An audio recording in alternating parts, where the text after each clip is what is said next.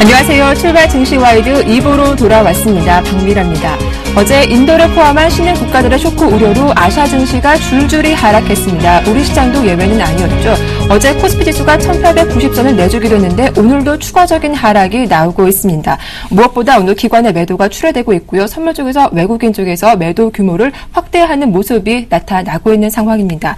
코스닥은 낙폭이 더 커지고 있죠. 1% 이상 밀리면서 530포인트 초반까지 밀린 상태인데요. 전문가들은 오늘장 반등의 강도가 중요하다라고 이야기하고 있습니다. 어떤 전략이 필요할지 저희와 함께 1시간 동안 해주시길 바라겠습니다. 먼저 출발 증시 와이드 어떤 내용 준비했는지 주요 코너부터 살펴보고 돌아오겠습니다.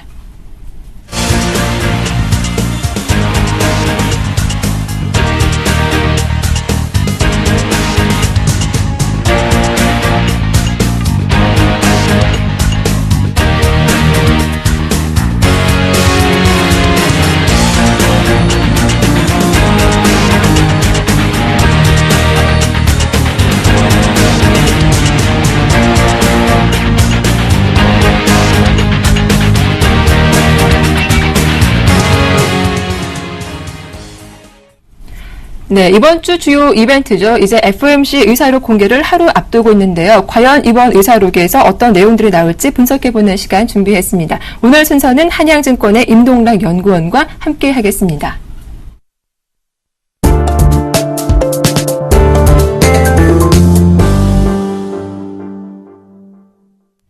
네, 임동락 연구원님 바로 연결해보겠습니다. 안녕하세요. 네, 안녕하세요. 네, 반갑습니다. 자, 시장은 이번 FOMC 의사록을 좀 관망하는 분위기가 강한 것 같은데 연구원님은 이번 의사록 공개 어떤 내용들이 나올 것으로 전망하시는지요? 네, 일단 이번에 이제 공개되는 의사록에서 관심 있게 이제 봐야 되는 부분은 첫 번째로 이제 연준 내부에서 현재 이제 경제 상황에 대해서 어떻게 판단하고 있는지 여부이고요. 두 번째는 향후 테이퍼링, 그러니까 자산 매입 축소 시점이나 방법에 대한 언급 여부, 그리고 이제 마지막으로는 중장기 출구 전략 로드맵에 대해서 어떤 토론이 이루어졌는지 여부가 될 것 같습니다. 그런데 지난 7월달 FOMC 회의 이후에 발표된 성명서 내용을 재차 상기를 해보면 이전과는 크게 달라진 것이 없습니다. 오히려 경제 상황에 대해서는 다소 하향 조정하는 문구를 썼기 때문에 양적완화 축소가 필요하다는 것에 대해서는 이견이 없겠지만 그 시기에 대해서는 좀 신중하게 접근하자라는 쪽이 우세할 것 같고요. 이런 것들을 종합을 해보면 이벤트를 통해서 QE 축소와 관련된 명확한 단서를 찾거나 어떤 정책 변화에 관한 중요한 힌트를 감지하기는 좀 어려울 것 같습니다. 그렇다면 시장은 계속해서 양적 완화 축소에 대한 그런 적응력 테스트가 이어지지 않을까 이렇게 전망을 하고 있는 상태입니다. 네. 연구원님의 리포트를 보니까 QE 축소 불안감이 여전히 시장의 발목을 잡고 있는 상황이지만 지난 6월 시장과 달리 주시장에 미친 영향은 좀 제한적이다라고 전망하셨던데 그 이유에 대해서 좀 들어보겠습니다. 네, 6월 달에 이제 조정이 나타났던 1차적인 이유는 버냉키 의장이 양적 완화 축소를 언급한 이후에 부정적 파급력이 컸기 때문인데요. 이것 말고도 당시에는 이제 중국 쪽에서 신용 리스크가 부각이 되었었고요. 또 미국을 제외한 다른 나라들 같은 경우는 경기가 조금은 이제 둔화되는 그런 양상을 보이면서 조정이 가파르게 진행이 되었다고 볼 수가 있겠습니다. 그런데 이제 지금 같은 경우는 QE 축소, 양적 완화 축소에 대해서는 시장에서 일정 부분 기정사실로 인식을 하고 있기 때문에 일정 부분 이제 내성이 생겼다고 볼 수가 있겠고요. 펀더멘털 측면에서도 상반기보다는 하반기에 이제 어떤 글로벌 매크로 여건이 좋아질 거라는 그런 기대감이 좀 고조가 된 상태입니다. 특히 이제 유로존에 대한 그런 기대치가 어느 때보다 높은 상황인데요. 유로존 같은 경우는 2분기 GDP가 어떤 사전적인 의미의 어떤 경제 침체 탈피에 좀 성공을 했고요. 또 이어서 이번 주 그러니까 내일 발표되는 체감 지표들 같은 경우도 컨센서스가 상당히 양호한 편입니다. 그러니까 어떤 GDP 증가율하고 동결성이 높은 PMI 지수 개선세가 확인이 된다면 어떤 매크로 경기 회복 기대를 확대시키는 그런 긍정적인 시장 반응을 이끌어낼 수가 있기 때문에 주 후반에는 일정 부분 매크로 개선 기대감이 우세해질 것으로 전망을 하고 있고요. 다만 이제 유로존 같은 경우는 경기의 어떤 바닥 통과 징후들이 늘어나고는 있지만 V자형 경기 회복을 제한하는 그런 구조적인 요인들도 좀 산적해 있기 때문에 강력한 경기 모멘텀을 좀 형성하기에는 제약이 따를 것 같습니다. 이런 부분들을 좀 감안을 한다면 시장이 상승에 나서더라도 좀 상당히 완만하게 진행될 가능성이 높다라는 그런 판단을 가지고 있습니다. 예, 사실 전문가들 사이에서 좀 미미하게나마 의견이 엇갈리고 있던데 9월에 FOMC 회의에서 좀 양자 완화 축소를 기정사실화해야 하는 것인지도 궁금하고요. 그렇다면 그때까지 변동성이 좀 커질 것으로 전망하시는지 그 부분에 대한 의견도 들어보겠습니다. 일단 이제 시장의 컨센서스는 9월달 쪽에 맞춰져 있기는 하지만 지금까지 연준의 어떤 내부적으로 나타나는 어떤 공식적인 스탠스를 본다면, 테이퍼링이 시작되는 시점은 9월보다는 좀 9월 이후로 지연이 될 가능성이 높다라는 생각을 가지고 있고요. 시장 입장에서 보면 이 지연되는 것이 꼭 이렇게 좋다라고만은 볼 수는 없을 것 같습니다. 아무래도 정책에 대한 불확실성이 계속해서 지연이 되는 거기 때문에 9월에 실시를 한다고 하더라도 생각보다는 상당 부분 시장에 노출된 그런 기간들이 길었기 때문에 충격은 좀 일시적일 가능성이 높고요. 오히려 이제 경기 회복, 매크로 쪽에 펀더멘털에 좀 초점이 맞춰지면서 시장이 오히려 안정감을 찾아갈 것으로 이렇게 전망을 하고 있습니다. QE 축소가 9월 이후에 좀 나오겠지만 그 이후에는 시장이 안정을 찾을 수도 있겠다라는 의견 들어봤습니다. 자, 최근 유럽발 금융위기는 안정을 찾는 모습인데요. 어제 쇼이블레 독일 재무장관이 한 연설에서 이 그리스에 대한 3차 구제금융 지원이 필요하겠다라고 이야기하기도 했습니다. 이에 대한 전망과 시장 영향도 좀 분석해 주시죠. 그리스에 대한 추가적인 구제금융 집행이 필요하다라는 것은 새로운 사실은 아닌 것 같습니다. 그렇지만 현재 이제 구제금융 프로그램이 내년까지 2014년까지 가동이 될 예정이 있기 때문에 어떤 추가적인 어떤 3차 구제금융 시점에 대해서는 당장은 아니라는 것을 좀 인지할 필요가 있을 것 같고요. 더불어서 독일 같은 경우는 지금 총선 모드에 돌입을 한 상태입니다. 그렇기 때문에 주변국의 어떤 재정 리스크가 쟁점 사안으로 부각이 되게 되면 여론이 좀 악화가 될 수가 있고요. 또 그런 것들을 수습하는 과정이 선거에 좀 불리하게 작용을 할 수도 있을 것 같습니다. 그런 점에서 일정 부분 이제 수위 조절을 해가면서 최대한 이슈화되는 것을 방지를 할 것 같고요. 그렇다면 시장에 미치는 그런 영향력도 좀 제한적이지 않을까 이렇게 전망을 하고 있는 상태입니다. 네.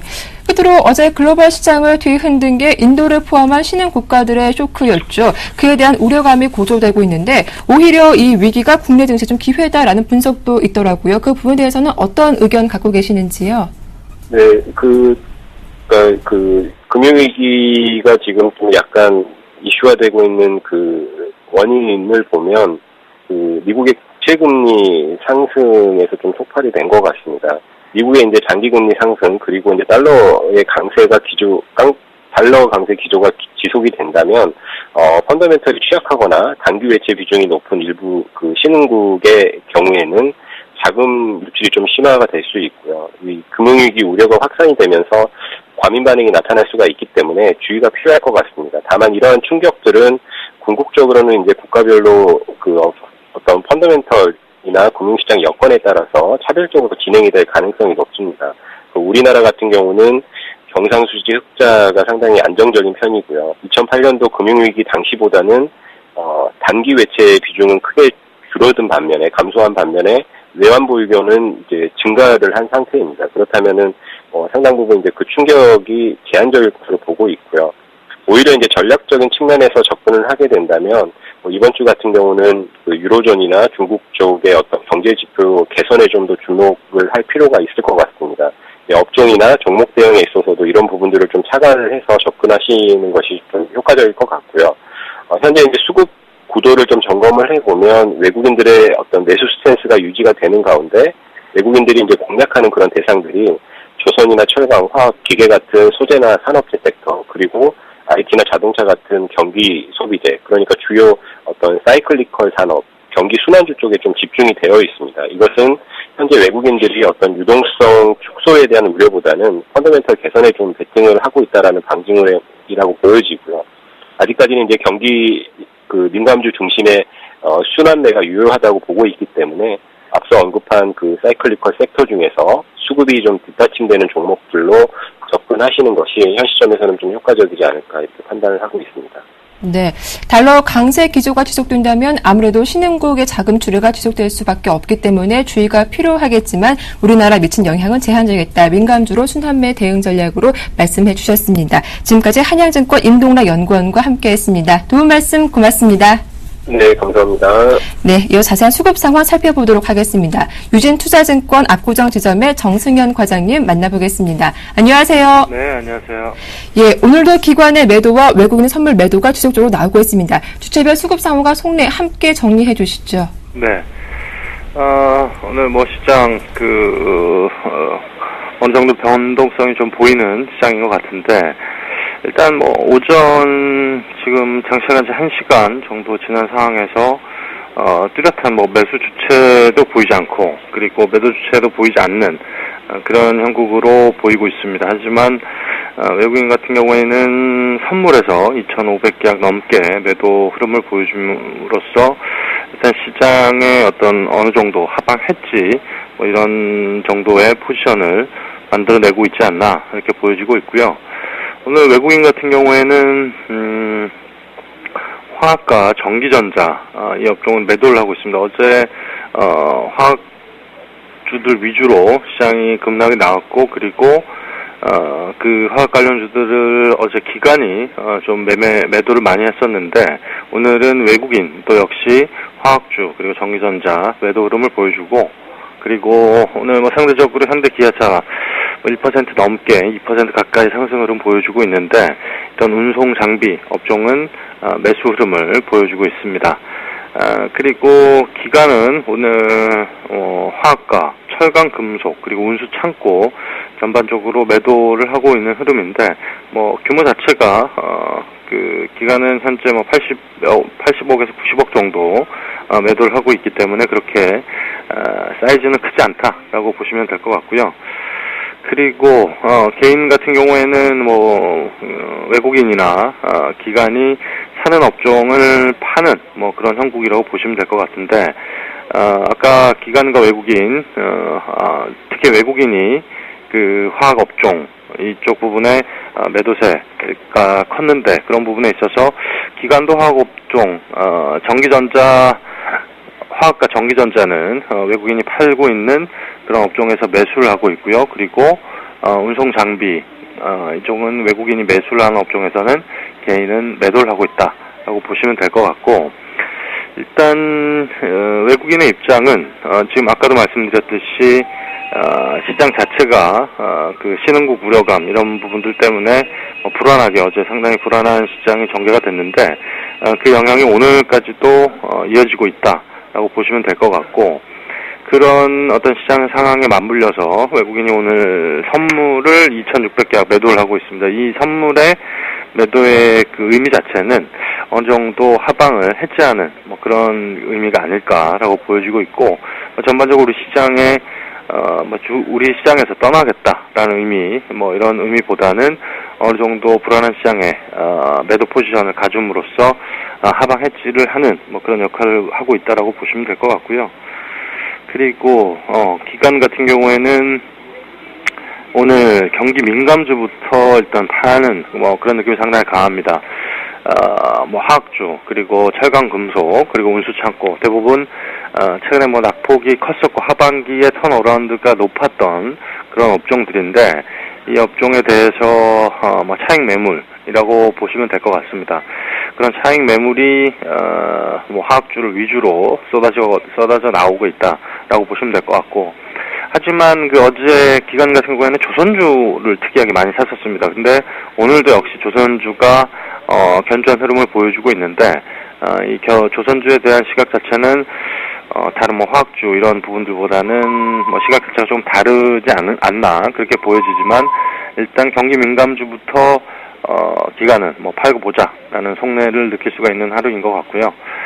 그리고 개인은 일단 코스닥 시장이 상당히 불안하게 움직이고 있기 때문에 상당히 낙폭이 큰 종목들이 많이 나오고 있습니다. 그렇기 때문에 개인 입장에서는 일단 분할 매수 관점에서 코스닥에 지금 낙폭이 좀 큰 종목들 분할 매수 관점에서 접근해볼까라는 심리가 조금 엿보이는 장세가 아닌가라고 보여지고 있습니다. 네. 어제 인도 등 신흥국의 우려로 오후장 들어서 지수가 급격하게 꺾이는 모습이 나오기도 했는데 오늘 반등 여부가 중요하다라고 하더라고요. 과장님은 오늘 오후장 어떤 전략이 필요하다라고 보시는지요?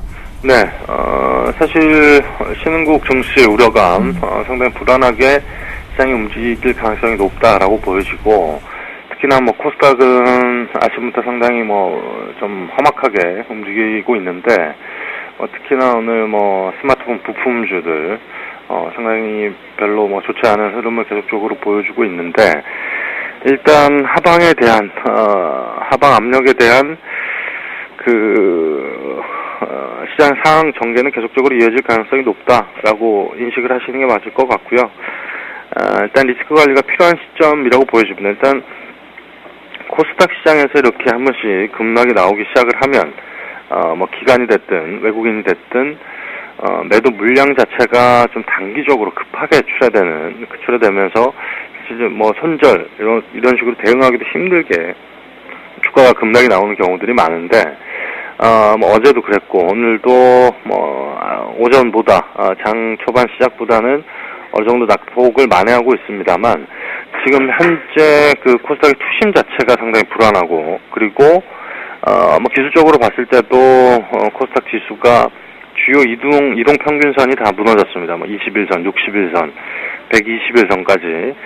그렇기 때문에 일단 하방 압력에 대한 그리고 단기 매물 압박 이런 요인들은 충분히 시장 상황에 별로 좋지 않은 영향으로 미칠 가능성이 높기 때문에 일단 지금 현재는 불안한 투심 이 구간에서 분할 매수 관점에서 조금씩 사고 싶었던 종목이 사고 싶은 단가까지 내려온 종목들은 분할 매수 관점에서 접근하시는 게 맞지만 일단 또다시 급락이 나올 가능성은 있다라는 점을 항상 염두를 해두시고 분할 매수라는 게 결국 지금 가격보다 더 내려갈 생각을 하고 주식을 사서 모으는 거니까 일단 지금 현재 시장에서 접근 자체는 매수 접근하시는 게 맞겠지만 그렇다고 일단 사시는 포지션 자체를 너무 크게 가져가실 필요는 없지 않겠느냐. 지금부터는 사고 싶은 게 100이라면 한 10에서 20% 정도 분할 매수 관점에서 접근을 해봐도 나쁘진 않을 것 같다라고 보여지고 있고요. 전반적으로 시장의 분위기 하루 이틀 이번 주 내내 별로 좋지 않을 가능성이 있지만 하지만 주 후반으로 갈수록 목요일, 금요일 FOMC 회의록 공개 그리고 유럽의 PMI, 중국의 PMI 이런 부분들이 주 후반에 발표가 돼서 어느 정도 시장의 긍정적인 경제 지표 효과가 발휘가 된다면 내일이나 모레 정도 반등의 실마리는 충분히 찾을 수 있는 그런 여지가 있지 않을까라고 보고 있습니다. 예, 그럼 과장님 현실적으로 시청자분들 중에서 중소형주나 대형주 보유하신 분들 오늘장에서 좀 추가 매수해서 가격 단가를 낮춰보는 전략이 지금 바로 필요할까요? 어떻게 보시나요? 일단은 화학주라든지 낙폭이 좀 크죠. 저는 아까도 말씀드렸듯이 단기적으로 내일이나 모레 정도 경기가 어느 정도 선진국 경기 자체가 턴을 한다라는 지표가 이제 확인이 되면 단기적으로 반등이 나올 가능성이 높아 보입니다. 그렇기 때문에 지금 현재 화학주를 사시고 싶으셨던 분들 저는 접근해도 무방하지 않나라고 보여지고 중소형주도 오늘 아침에 지금 현재 스마트폰 부품주들 특히나 카메라 모듈 이런 종목들이 많이 빠지는데 장기 보유 관점에서 접근하시는 것보다는 지금은 단기적으로 반등이 나오면 일단 짧게 매매하시는 방법이 맞기 때문에 사고 싶은 종목들이 오늘 좀 많이 빠졌다. 이런 종목들은 저는 추가 매수는 권해드리고 싶은 그런 장이 아닌가라고 말씀을 드릴 수 있겠습니다. 네, 오히려 주 후반으로 갈수록 반등이 나올 것이다. 오늘 낙폭이 컸던 화학주들 매수 기회로 봐도 괜찮겠다라는 의견까지 들어봤습니다. 지금까지 유진투자증권 압구정 지점의 정승현 과장님과 함께했습니다. 도움 말씀 고맙습니다. 네, 감사합니다. 네, 이어서 선물 시장 동향과 전략 짜보도록 하겠습니다. 선물왕 주쌤, 샘플러스 김도영 멘토 연결되어 있습니다. 안녕하세요. 네, 안녕하십니까. 네, 어제 윗꼬리가 달리면서 크게 밀렸습니다. 오늘도 외국인의 선물 매도가 좀 지속적으로 나오고 있는데 선물 시장 흐름 분석과 전략 함께 부탁드리겠습니다. 네, 현재 시장 자체적으로 놓고 본다라고 한다면 미반영된 숨고르기 조정이 연속성으로 출발되었다라고 말씀을 좀 드리겠습니다. 전에 오후장에서도 이제 좀 조심하자라는 말씀을 좀 드렸던 것과 같이요. 외국인들의 매도 포지션 그렇게 공포스러운지 잘 모르겠습니다. 금일장 같은 경우에 투신 쪽에 매수세가 들어오고 있는 것은 기존의 매도 포지션에 대한 청산성이 좀 들어오고 있다라고 보실 수가 있겠는데요. 현재 기조적으로 우리나라 자체에 억지성이 발생이 되었고 어제 시장 자체적으로는 하락을 했었지만 수급적인 측면에서 놓고 본다라면 철저하게 메이저들은 9월 동시 만기를 앞두고 있는 시점에서 기간이 넉넉하게 남아있는 상태에서도 관망세가 일관되고 있는 상태에서 시장이 조금은 아쉽지만 심리가 위축되는 상태, 아무래도 미국발에 대한 중요 포인트들이 남아있어서 그런 것 같은데요. 그에 따른 너무 호불호 쪽이 급하게 좀 나오고 있는 것인가 아닌가라는 생각이 듭니다. 현재 개별 종목군들도 그리고 또다시 한번 지수 관련된 경기 민감주 쪽으로도의 매도 압박 부분이 확대가 되는 것은 결국 기관 쪽에서 단기적인 트레이딩 나왔던 부분들의 조정들인데요. 이것이 파생 시장도 마찬가지 형태로 좀 지속이 됐었습니다. 그런데 시장 출발과 함께 외국인들의 나홀로 매도세가 확대가 되고 있는 부분은 기관계 쪽에서 죄송합니다. 기관계 쪽에서 특히나 투신 쪽의 매수세 부분에 대한 관망세로 피자 조각을 나눠먹는 상태라고 말씀을 좀 드리거든요. 이런 조각이 있다라면 8조각 중에서 현재 투신 쪽에서 매수 포지션을 잡으면서 청산 쪽으로 4조각을 거의 독식을 하고 있는 상태에서 외국인들도 거의 3조각 반 이상을 잡아주고 있는 상태에서 개인들의 변동성 자체가 좀 줄어들고 있다는 부분이겠죠. 이 부분을 놓고 본다라면 전반적으로 시장 출발 부분에 대해서는 잠시 뒤에 기술적인 추세 방향들을 잡아드리겠지만 그 부분에서는 일단은 숨고르기. 하지만 시장에서 이미 먼저 반영 부분, 미반영 분들을 반영된 것을 억지로 원인들을 잡아내고 있는 것과 수급적인 측면에서 봤을 때는 일단 이것은 제대로 가기 위한 과도기적 부분에 대해서 눌림 조정 쪽으로 보시면 좋겠고요. 아직까지 시장은 완전히 우상향으로 확 열리면서 간다라고 보기에는 조금은 어려울 것 같습니다. 그래서 외국인들의 나홀로 매도 부분이 확대되고 있다라는 부분이 지금 현재에서는 시장의 여론몰이와 마찬가지로 고점으로만 오면 무조건 매도를 때리겠다라고 일관되고 있는 포지션들을 좀 보여주고 있는데요. 역시 기술적으로도 같은 모습들의 패턴이 만들어집니다. 프로그램 쪽에서 보시면 차익과 비차익 쪽에서 특히나 비차익 쪽을 보자라고 했습니다. 외국인들의 매도가 강화가 되면서 차익 쪽에서는 기관발의 금융투자 창구 플레이다라고 보실 수가 있겠고요. 비차익 쪽에서 외국인들의 매수와 매도가 반복되는 속도론에 따라서 계속해서 현재 비차익 쪽에 매도 우위 쪽이 점쳐지고 있는데요. 이 부분 시장이 일단은 지수 관련된 종목군들로의 영향력이 확대가 되고 있다라고 보시면 좋겠습니다. 자, 금일장 대응 전략으로 좀 넘어가 보도록 하겠는데요. 메이저가 관망 속에서 눌림 조정을 확대하고 있다라고 말씀을 좀 드렸는데요. 자, 기술적으로 좀 보겠습니다. 전전일 모습에서의 상단 그리고 어제의 상단 앞으로 위쪽으로 올라가면 올라갈수록 버거울 겁니다. 그만큼 여론 자체가 일단은 위쪽을 잡아내지 못했다라고 생각해서 급반등 자체를 아마 여러분들과 저를 비롯해서 제대로 분석을 하지 않고 시장을 좀 쉽게 생각하거나 대충 보고 계시는 분들한테는 역발상총으로 갑작스럽게 슈팅과 급락이 반복되는 장세가 지속될 것 같은데요. 그러고 나면 여론에서는 반드시 어이없는 핑계들을 잡아낼 것으로 지금 보입니다.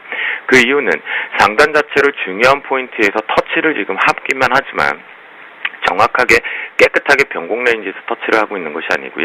이렇게 떨어지는 포지션 쪽에서 들어오다 보면 어제 부분에 오후장에서 스타트가 되었던 하방 추세가 고스란히 지금 나오고 있는데 창백한 뚱땡이가 나왔죠. 아침에 시장이 분명히 여론몰이를 할 수밖에 없는 상황이었고요.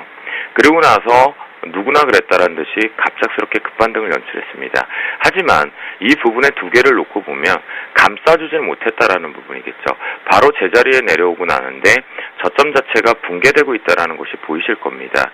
그 말인즉슨 무슨 얘기냐면 오늘장 같은 경우에는 어제 일부가 완벽하게 반영은 되지 못했지만 일부가 반영이 됐다라는 포지션이겠고 박스권 자체에서 급하게 내려왔기 때문에 급하게 내려온 건 올라갈 자체가 텅 비어서 올라간 건 걸 갖고 봤죠? 전략이 맞았죠라고 말하는 것 자체가 웃기다라는 거겠죠. 억지로 올라간 부분에 대해서 얻어 걸린다는 표현을 쓸 수가 있는 부분이고요. 그러다 보니 오늘 현재 기준에서 박스권 자체 작은 박스 속에서 트레이딩 관점적으로 위아래 매수 매도 포지션들이 반복되고 있는 부분이고요. 갈지자 형태가 좀 될 것으로 좀 보입니다. 오후장에서 외국인들의 수급에 의해서 움직일 것으로 좀 보이는데요.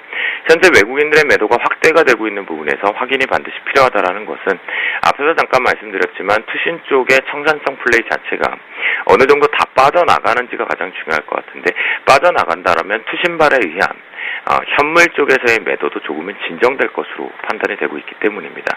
그래서 현재 기준의 외국인들의 매도 포지션 자체가 완벽하게 축소가 나오기 전에는 여러분들께서는 기술적만 놓고 보시는 분들의 관점에서는 이 하방 포지션 자체가 여전히 유지되고 있다고 보시면 좋겠고요. 짧게 보면 이해하기 편하게 3분봉을 보겠습니다. 자, 어제 부근에서 만들어진 고점에서 계속해서 오늘의 고점을 이어가다 보면 보시는 바와 같이 여러분들이 잘 아시는 바와 같이 고점을 뚫어내지 못했고 오늘 이미 개파락 출발 이후에 다시 한번 고점 갱신 여부를 도전을 했죠.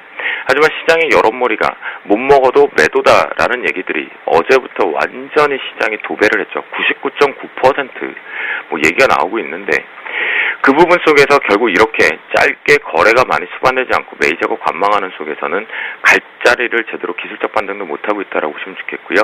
이 부분을 놓고 본다라면 오늘 기준에서 이 고점 부분을 뚫어내는 자리, 즉 10시 30분에서 중국 출발 이후에 정확하게 11시 43분까지 245.30대를 빨리 뚫어내서 올라가지 못하면 결국 박스권의 트레이딩 관점만 잡힐 것이다. 저점이 조금 낮아지는 형태의 이런 패턴이 만들어진다고 보셔야겠죠. 이렇게 만들어지는 패턴에 가두리 박스 자체가 이렇게 형성이 될 것으로 보시면 좋을 것 같겠고요. 자, 그렇게 놓고 본다라고 한다면 이제 오늘자리 변곡점으로 마지막으로 좀 넘어가서 말씀드리겠는데요.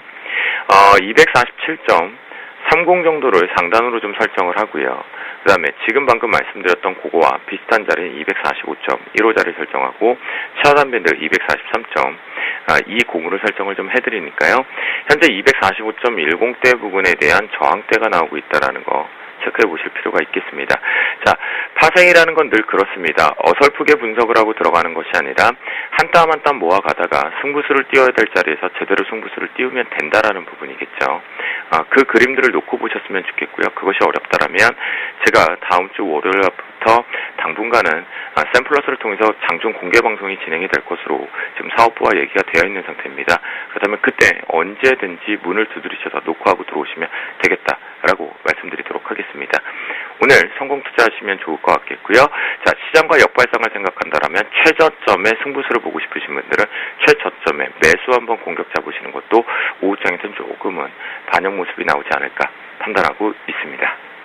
네, 외국인의 매도가 확대되는지 확인을 하고 대응해보자 중국 증시 출발 후 245.30 돌파 여부도 확인할 변수라는 전략까지 말씀 들어봤습니다. 또 김도영 멘토님의 장중 공개 방송도 진행되고 있으니까 여러분들의 많은 관심과 참여 부탁드리겠습니다. 지금까지 샘플러스 김도영 멘토와 함께했습니다.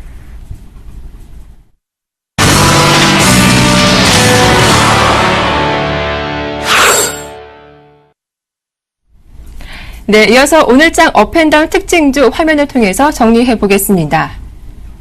먼저 오늘의 업종목입니다. 호텔 신라인데요. 중국 관광객 증가와 외국인의 러브콜을 받으면서 주가가 6거래일째 상승세를 이어가고 있습니다. 다음은 차바이오엔입니다. 2분기 어닝 서프라이즈 이후 주가가 회복되면서 오늘도 강보합권을 유지하고 있습니다. 다음에 업종목은 기아차인데요. 오늘 부분 파업을 실시하죠. 하지만 예견된 파업이다라는 소식에 반등세가 이어지고 있습니다. 이어서 오늘의 다운 종목 확인해 보겠습니다. 먼저 금호석유인데요. 화학제품의 가격이 약세 전환되면서 주가가 4% 이상 하락하면서 3거래일째 하락세를 이어가고 있습니다. 다음은 한라건설이 6개월간 관급기관과의 거래가 중단된다 소식에 주가는 5% 이상 급락세를 면치 못하고 있습니다. 다음은 유진테크죠. 예상보다 수주 실적이 좋지 않다는 소식에 주가가 역시 5% 이상 하락세를 보여주고 있습니다. 자, 먼저 오늘의 업종목에 대한 대응 전략 짜보도록 하겠습니다. 오늘 순서는 HMC 투자증권의 최희승 차장과 함께하죠. 안녕하세요. 네, 안녕하십니까. 예, 오늘의 업종목 호텔 신라가 들어있군요. 자세한 대응 전략과 전망 부탁드립니다. 네, 일단은 뭐 호텔 신라 지금 가지고 계신 분들은 뭐 계속 홀딩하는 전략이 당연히 맞는 것 같고요. 일단은 뭐 지금 현재 상승하는 그 이유로는 중국인 관광객이 이제 급증한다라는 그런 소식 때문인데, 실질적으로 좀 수치상으로 보면은 호텔 신라 같은 경우에는 지금 한국관광공사에 나온 수치를 보면은요, 중국인 입국자 수가 지금 56만 9,800명으로 지난해 이제 그 같은 기간보다 이제 상반기 때 76% 정도 이제 증가를 했습니다. 그래서 상당히 좀 급증한 걸로 보여지고요. 이번에 이제 그 중국 관광객 증가 소식 때문에 이런 기대감은 앞으로 하반기 때에도 계속해서 좀 유효하다. 앞으로 이제 중국도 추석이 있지 않겠습니까? 그래서 그런 부분들 감안한다 그러면 앞으로 하반기에도 추가적인 어떤 상승이 충분히 가능한 모멘텀으로 작용할 가능성이 높습니다.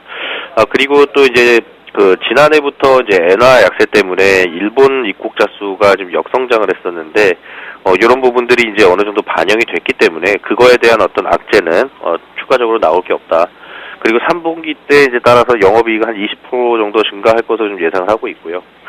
현재 시점에서는 추가 상승 쪽으로 무게를 싣고 있고 지금 외국계 창구에서 오늘도 계속해서 좀 쓸어 담는 모습 3일 연속 매수가 들어오고 있는 상황입니다. 그래서 지금 현재 매수하고자 하시는 분들 같은 경우에는 일단은 매수하고자 하는 물량의 한 절반 정도 매수하시고 추가적으로 목표가는 이제 정고점 부근 7만 원에서 이제 돌파가 된다라고 했을 때 추가적으로 더 매수하시는 걸로 그렇게 말씀을 드리도록 하겠습니다.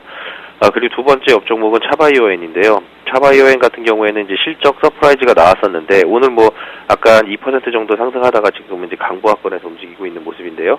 어쨌든 뭐 기술적으로 봤을 때도 지금 21선, 5일선 지금 정배열되면서 60일선까지. 그래서 일단은 뭐 매수 관점으로 매수 타이밍을 좀 어떻게 잡아야 되나 하는 고민이 좀 되는 그런 시점입니다. 그래서 일단은 지금 10,000원대 초반에서는 뭐 매수를 하셔도 크게 문제가 없을 거라고 보고요. 지금 어닝 서프라이즈 발표 이후에 11,000원대까지 다시 회복을 하는가 싶었는데 이후에 이제 장이 망가지면서 망가졌다기보다는 이제 장이 좀 소폭 조정을 받으면서 마찬가지로 이제 차바이오엔도 프로그램 매도 때문에 이제 최근에 좀 밀렸었던 부분인데요.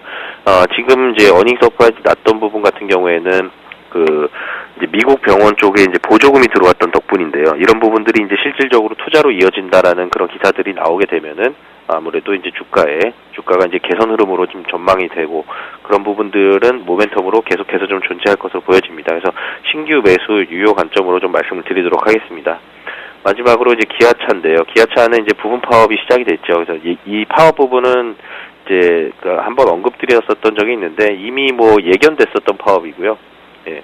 그리고 임단협이 이제 2년마다 한 번씩 되는데 뭐 파업 안 한 적이 거의 없었으니까 이런 부분에 대해서는 좀 어느 정도 내성을 갖고 있다. 따라서 이제 부분 파업 이후에 이제 전면 파업으로 갈 경우에는 좀 주가에 좀 상당한 부정적인 영향을 미치겠지만 일단 부분 파업에서 어떤 노사 간의 합의가 좀 일정 부분 이루어진다 그러면은 오히려 주가 상승의 재료로서도 충분히 사용 가능하다. 그래서 이런 파업과 관련돼서는 영향력이 그렇게 크지 않다라고 보여지고 오히려 제가 이런 말씀 드렸었습니다. 파업 얘기 나왔을 때는 오히려 매수 관점으로 매수 타이밍, 매수 기회로 살려보자. 기아차 지금 뭐 매수하신 분들 같은 경우에는 당연히 홀딩이고요. 추가적으로 매수도 가능한 시점이다라고 보여집니다. 근데 다만 지금 이제 그 200 볼린저 밴드 상에서 한 64,000원 부근 돌파 이루어지면은 추가적으로 매수하시기 바라겠고요.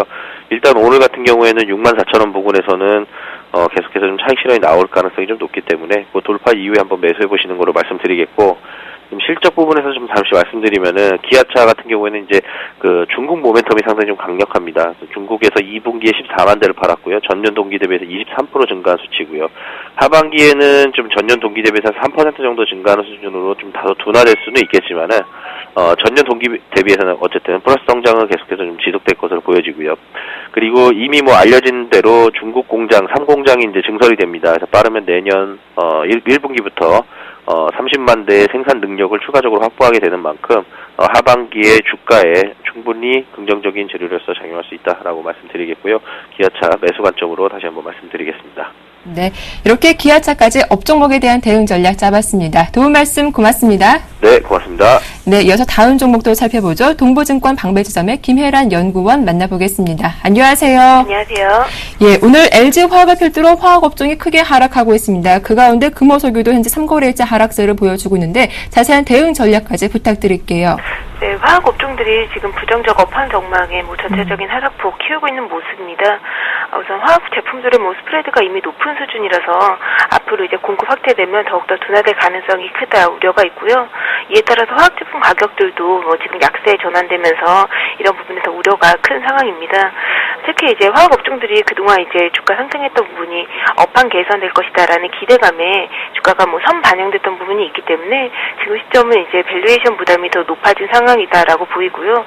7, 8월 성숙 효과도 이제 약화되면서 이제 9월 이후 화학 제품 비수기에 대한 우려가 더 높은 상황이다라고 보입니다. 그래서 지금 금호석유 같은 경우에도 보시면은 기관들 매도세 지속되고 있는 상황인데요. 그렇기 때문에 이제 앞으로 향후 상승 여력보다는 좀 추가 하락 우려가 더 높은 상황 아닌가 이렇게 보고 있습니다. 따라서 이제 신규 접근은 좀 화학 업종에 대해서 자제하는 편이 바람직할 것으로 보고 있고, 석유화학 업종들 보유하신 분들은 좀 단기 조정에 대한 손절 라인이라든지 이런 부분 정하셔서 대응하실 필요가 있을 것 같습니다. 두 번째 다운 종목은 한라건설인데요. 한라건설이 지금 6개월간 관급 기관과의 거래가 중단됐다라는 소식에 급락하는 모습입니다.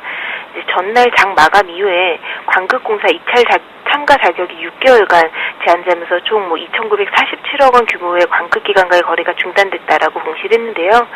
우선 거래 중단 기간은 내년 2월 27일까지고, 그리고 이 금액이 지금 최근 매출액이 약 15% 가까이 되기 때문에 굉장히 큰 규모라고 볼 수 있습니다. 최근에 부동산 경기 침체로 환관기가 증가하고 있고, 또 한라건설 같은 경우에 영업이익 적자 전환 지속되고 있는 상황인데요. 이번에 이런 부당 입찰에 따른 행정처분까지 받게 되면서 신규 수주까지 제한되고, 역시 주가 추가 하락 우려가 더 높은 상황이다라고 보고 있습니다. 따라서 이 종목 같은 경우에도 신규 접근은 좀 자제하시고 오히려 5,800원 선 반등 이후부터는 갖고 오신 분들 좀 분할매도 접근하셔야 되지 않을까 이렇게 보고 있습니다. 마지막 다운 종목은 유진테크인데요. 유진테크가 이제 하반기 실적 부진 우려 때문에 하락세 보이고 있는 모습입니다. 지금 이제 유진테크 6월 이후에 공시된 수주 규모 보면 195억 원인데요. 3분기 지금 예상했던 것보다 너무 적은 수주 규모이기 때문에 3분기 실적에 대한 시장 기대치 못 미칠 것으로 우려되면서 증권사들이 지금 실적 전망이라든지 목표가 모두 하향 조정하고 있는 모습입니다. 지금 3분기 매출액과 영업이익 전망치가 기존에 전망했던 것보다도 24%, 특히 영업이익은 34% 가까이 하향해가지고 110억 원 정도로 조정된 상황인데요. 장비 수주 일부가 이제 내년으로 미뤄지고 있고, 또 이제 저압화학 장비 이제 수주가 감소하면서 올해 내년까지도 좀 실적 전망이 감소할 것으로 예상되고 있는 상황입니다. 그렇기 때문에 내년까지 좀 실적이 하향 조정되고 있는 상황이기 때문에 주가의 추가 하락 가능성이 더 높은 시점이다라고 보고 있지만, 우선은 이제 241선 이평선 17,500원 선 지켜진다라고 하면은 좀 단기 반등 가능한 시점 아닌가라고 보고 있고요. 따라서 17,500원 선까지는 좀 신규 접근 자제하시고 17,500원 선 지켜진다라면은 단기 반등 기대한 분할 매수 접근 바람직하지 않을까 보고 있습니다. 네, 이렇게 다운 종목에 대한 대응 전략까지 지금까지 동부증권 방배지점의 김혜란 연구원과 함께했습니다. 도움 말씀 고맙습니다. 감사합니다.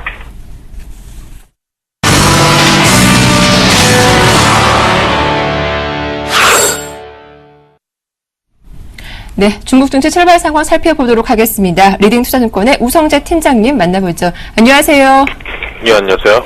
예, 어제 중국 증시 인도발 쇼크에도 약 보합에 마감 짓기도 했습니다. 하지만 오늘도 추가적인 하락이 나오고 있군요. 중국발 분위기 어떻습니까? 예, 지금 상해 종합주가지수 약보합과의 움직임 보이고 있습니다. 전일 시장에서의 철도 관련 사업에 대한 기대 부양책으로 인해서 장 초반 증시는 분위기가 좋았었는데요. 하지만 전일은 이제 일본 및 아시아 증시의 동반 약세 속에서 중국 또한 상승폭을 반납하고 하락세를 좀 나타내는 모습이었습니다. 지금 시장에서의 움직임으로 봤을 경우 계속적으로 하락을 가기보다는 기간 조정 이후 다시금 상승세로 전환될 확률이 높을 것으로 보이고 있는데요. 결국 상해 종합주가 지수는 2070선 내외의 움직임이 좀 나타날 것으로 전망이 되고 있습니다. 지금 스탠다드 포어스에서는 경기 둔화로 인한 중국 대기업들의 신용등급이 하락될 것이라는 전망을 나타냈었는데요. 지금 중국계 대기업 151개를 대상으로 신용상을 조사했는데 국내 채권의 조사했는데 실질적으로 이러한 부분들에 따른 시장에서의 이러한 대기업들이 그 신용등급이 계속 악화되고 있는 것을 보이는 만큼 시장에서 이러한 부분을 좀 참고하고 접근해야 된다는 언급이 나왔습니다. 지금 중국의 주택가격은 7개월 연속 상승세를 나타내면서 주택가격 시장에 대한 불안감은 꾸준히 나타나고 있는 모습을 보이고 있는데요. 지금 중국 지방 국유기업들이 마이너스 성장을 지속적으로 하고 있다는 언급과 함께 지금 이러한 부분에 따른 기업들에 대한 상승 모멘텀은 좀 많이 줄어들었다고 보시면 좋을 것 같습니다. 결국 상위 종합주가지수 박스권 장성 움직임이 좀 나타날 것으로 보이고 있는 만큼 이러한 부분 염두하시고 접근하셔야겠습니다. 네, 중국 상해 증시 박스권 대응 전략 필요하겠다라는 말씀까지 들어봤습니다. 고맙습니다. 네, 고맙습니다. 예, 지금까지 리딩투자증권의 우성재 팀장과 함께했습니다.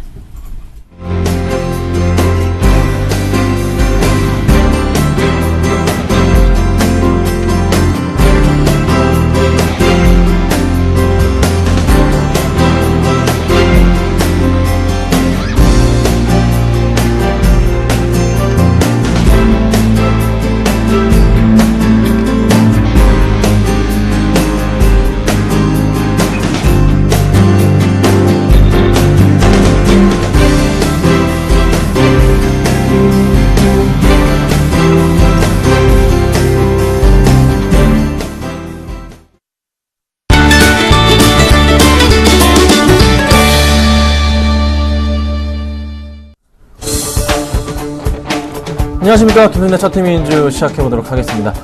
자, 시장이 지금 굉장히 힘듭니다. 지금 코스닥이 1.5%까지 밀리고 있고요. 코스피 역시나 마찬가지로 0.5%까지 밀리고 있는 상황. 1880포인트 깨진 상황이죠. 자, 이런 것 같습니다. 지금 시장의 악재가 만연해 있다는 겁니다. 어제 발생이 되었던 인도발, 인도네시아발 악재로 인한 부분 작용할 수가 있고요. 또 하나 남아있는 게 두 가지가 더 있습니다. 옵션 만기 있고요. 9월 달에요. 그리고 또 하나, 양쪽 하나 축소까지 남아있단 말이죠. 제가 보건데요. 코스피 지수가 지금 외인들의 매수가 강합니다. 5일째 강하게 들어오지만서도 오늘 들어오는 물량은 굉장히 적게 들어오고 있어요. 17억밖에 안 들어옵니다. 약간 외인들도 이제는 브레이크, 매수에 대한 부분에서 약간의 조금은 의아해하는 부분 조금 기다렸다 해야 되지 않을까, 조금 지수가 더 빠질 수도 있다는 판단이 들어오는 것 같습니다. 그래서 한 1870포인트 깨면은요, 저점 바로 전 바닥 돌파 내려가는 곳이기 때문에 약간 좀 리스크가 있는데요. 코스피 차트 잠깐 열고서 말씀을 드려볼게요. 자, 제가 1870포인트 말씀드렸습니다. 이 포인트인데요. 지금 손을 하나 그었습니다. 이 라인 깨고 내려가 버리면요, 저점 바닥 뚫고 내려가 버리는 그런 아찔한 차트 모양이 나옵니다. 자, 이거 발생할 경우에는 좀 지수 하락이 좀 더 깊어져서 한 1850이 1차 지선이 될 것으로 풀이가 되고 있는데, 사실상 가능하지 않나 판단이 됩니다. 아까 말씀드렸던 악재, 지금 시장에서 악재 상황이 호재와 악재 상황을 비교해 볼 때 호재가 한 2에서 3, 악재가 7에서 8 수준이에요. 7대 3, 8대 2 수준이라고요. 여러분 주의하셔야 되고요. 정말로 지금 많이 시장이 흔들릴 수 있습니다. 현금 보유 전략도 필요할 수도 있고요. 주식 투자 비중 자체를 많이 좀 줄이십시오. 제가 말씀드리는 종목들에 대해서도 투자의 비중 굉장히 낮추셔야 됩니다. 비중 크시면 안 됩니다. 그 점 조금 꼭 좀 인지해 주시고서 오늘 종목을 말씀을 드려보도록 하겠습니다. 자, 종목 살펴보겠습니다. 오늘 한 종목 손절 처리를 했습니다. 어제 좀 갑자기 급락이 나오는 바람에 그래도 시장이 안 좋고 해서 빠르게 손절 처리하도록 하겠습니다. 자, 애강리메텍, 캠트로닉스, 테크윙, 파라다이스가 있었죠. 이 중에서 파라다이스를 손절가 처리를 좀 하도록 하겠습니다. 어쩔 수가 없습니다. 지금 박스권 하단 깨고 내려갔기 때문에 좀 하락 추세 자체가 이어질 가능성이 굉장히 클 것 같아요. 그래서 애강리메텍은 잘 버티고 있는데요. 테크윙도 잘 버티고 있지만 캠트로닉스가 약간 조금 밀리는 흐름이에요. 조금 더 흔들릴 경우에는 역시나 주저앉고 제가 손절 처리하도록 하겠습니다. 가지고 있는 거 전부 다 마음에 안 들 경우 손절 처리 해버릴 겁니다. 종목이 하나도 없을 수도 있어요. 시장이 안 좋기 때문입니다. 꼭 좀 인지하시면 좋을 것 같습니다. 자, 오늘 역시나 두 가지 종목 가지고 나왔습니다. 실적에 대한 부분이고요. 역시나 실적 좋고 차트 흐름 움직임이 굉장히 좋기 때문에 가지고 나왔다는 거 좀 판단하시고 대응하시면 좋을 것 같아요. 자, 첫 번째 종목입니다. 첫 번째 종목은요, 하나마이크론을 제가 가지고 나왔고요. 두 번째 종목은 효성이라는 종목을 가지고 나왔습니다. 자, 먼저 하나마이크론부터 말씀을 좀 드려볼게요. 자, 하나마이크론입니다. 지금 0.9% 정도 밀려주고 있는 상황이에요.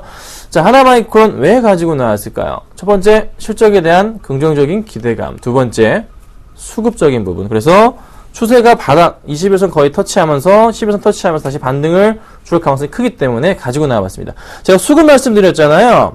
자, 수급창 열어볼게요. 최근에 수급 상황입니다. 연기금이 정말로 많은 물량, 보험과 투신 연기금이 너나 할 거 없이 매수가 정말 강하게 최근에 집중되는 흐름입니다. 근데 지금 현재가가 얼마죠? 네, 6,590원입니다. 자, 보시면요.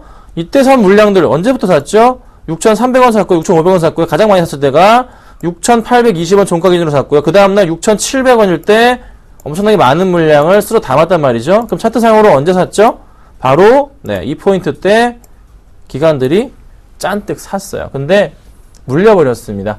자, 좀 더 실적에 대한 기대감 가지고서 매수할 수도 있는 그런 가능성이 크단 말이죠. 기관들 가만히 안 있을 거예요. 한 번 더 얼마까지? 7,000원까지 올려야 수익이에요. 겨우. 그쵸? 그러니까 7,000원 정도까지는 추세적인 반등이 나올 가능성이 굉장히 크지 않나 판단이 됩니다. 이 점 꼭 참고하시고 대응을 부탁드리고요. 자, 그 다음 종목은요. 효성입니다. 자, 이 종목 요즘 인기가 굉장히 많았어요. 주가 차트에서 그 흐름을 고스란히 싹 다 보여줍니다. 크게 정말 잘 올랐던 종목이고요. 아직까지 이렇게 올라도 저평가되어 있는 종목 중에 하나입니다.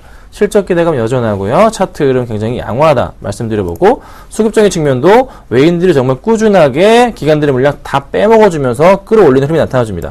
자, 주가가 기관이 이렇게 팔매에도 불구하고 굉장히 많이 팔지만서도 외인들이 그 물량을 다 먹어주고 있어요. 그래서 개인들의 매도세 자체는 여전히 진행 중이란 말이죠. 이 흐름이 꺾이지 않으면서 가고 있기 때문에 연기금 투신 보험권의 매도세도 잘 버텨줍니다. 자, 어느 정도 이제 기관들이 차익 실현 물량 자체가 요 고점 라인 부근에서 한 번씩 나와주면서 정리가 끝난 이후에는 다시 매수세가 들어와주면서 주가가 단기 바닥권 확인하면서 갈 수 있는 포인트가 잡히게 된단 말이죠. 단기 낙폭에 따른 반등이 역시나 가능한 종목이라는 겁니다. 자, 효성 같은 경우에는요, 11선 터치 거의 할 때마다 다시 올라가는 큰 폭의 상승을 보여줬었고요. 6월 말부터 해서는 굉장히 20일, 61선 라인 깨자마자 반등 주는 흐름이었는데, 추세가 꺾이지 않고 있어요. 가장 좋은 매수 타이밍으로 말씀드릴 수 있는 부분은 역시나 21선 라인인데 이 라인 자체는 웬만하면 터치 안 하고 11선 타고서 다시 가지 않을까 판단이 됩니다. 오늘 역시나 좀 어제장에서 많이 흔들렸던 부분 고스란히 조금은 상승을 주고 있는데 오늘 역시 시장이 또 흔들리다 보니까 코스닥이 지금 현재 1.7%까지 밀리고 있거든요. 역시나 그 흐름 코스피도 0.6% 다 돼갑니다. 이 흐름을 이어가고 있기 때문에 주가가 약간 좀 영향을 받는 거지 전반적으로 잘 버텨주고 있습니다. 그렇죠? 좀 더 크게 상승을 가져올 수 있는 종목이 아닌가라고 판단이 됩니다. 자, 그래서 오늘은 효성과 하나마이크론 중에 뭘 좀 말씀을 드릴까요? 말씀드리기 전에 분명히 말씀드리는 것은요. 지금 시장은요. 여러분 확 매수할 수 있는 그런 분위기가 아닙니다. 조금만 사셔야 된다는 거 먼저 말씀을 좀 드려볼게요. 네, 오늘은 저는요. 힘듭니다. 정말 저 오늘 힘들고요. 효성 말씀드리겠습니다. 추천하기 정말 힘든 장이네요. 자, 효성 말씀드려볼게요. 자, 효성을 말씀드리는 이유 중에 하나 뭘까요? 꾸준한 차트 흐름과 더불어서 실적이 살아있는 종목 중에 하나이고요. 역시나 오늘 이렇게 참 힘든 장에서도 주가가 상승폭을 이끌고 있는 모습이 굉장히 긍정적입니다. 좀 더 추세적인 상승 나오지 않을까 판단되는 부분이 있다는 거 참고하시면 될 것 같아요. 그렇다면은 현재까지 한번 살펴볼게요. 자, 73,200원, 73,300원 부분인데요. 오늘은 제가 바로 위로 사진 않겠습니다. 네, 좀 더 빠질 수 있기 때문에 아래로 잡겠습니다. 아래로 잡을게요. 한 73,000원 부근에서 잡아주세요. 73,000원 부근에서 매수를 부탁드리고요. 목표가는 3%, 손절가는요. 한 72,000원 잡고 대응하도록 하겠습니다. 짧게 갑니다. 꼭 좀 기억하시면 좋겠습니다. 자, 오늘은 제가 효성 말씀드렸고요. 이 종목 역시나 조심스럽게 한번 3% 공략해 보도록 하겠습니다. 김선준의 차트미윤지였습니다. 감사합니다.